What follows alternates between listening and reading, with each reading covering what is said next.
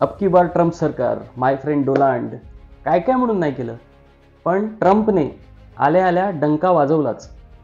अमेरिकेतल्या भारतीय घुसखोरांना परत पाठवलं जाते.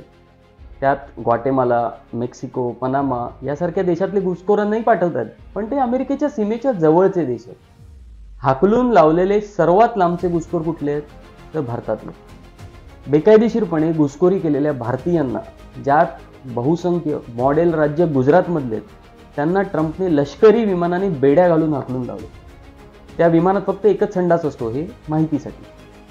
कोलंबियामध्ये सुद्धा असंच विमान गेलं, पण कोलंबियाच्या राष्ट्रप्रमुखाने स्वाभिमान दाखवत सांगितलं, बेकायदेशीर घुसखोरांना परत पाठवण्यासाठी लष्करी विमानाचा वापर करणं हे इन्सल्टिंग आहे, प्रोटोकॉलमध्ये बसणारं नाही.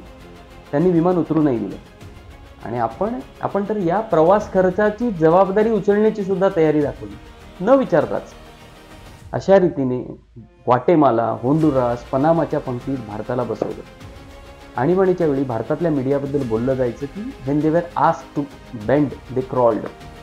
अर्थात आताच्या मीडियाबद्दल तर हे बोलायलाही नको. पण याची आठवण का झाली, कारण चीनच्या उत्पादनावर अमेरिकेने टॅरिफ लावले, तर चीनने सुद्धा अमेरिकन उत्पादनांवर टॅरिफ लावले.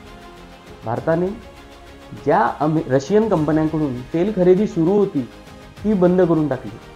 हार्ले डेव्हिडसनवरचे कर कमी करून टाकले, अमेरिकेने डोळे वटारण्याच्या आधीच. अर्थात अनेक कारणं आहेत, आणि एक म्हणजे अडचणीत आलेला तिथे खास उद्योगपती. पण आता ट्रम्पला नरम आहे म्हणून कोपराने खणण्याची इच्छा नाही झाली म्हणजे मिळवलं. कारण देशहितासाठी अमेरिकेला सुद्धा लाल डोळे दाखवणाऱ्या इंदिरा गांधी आता भारतात थोडीच आहे, आता फक्त पाकिस्तानलाच. असो, तुम्ही यावर नक्की विचार करा.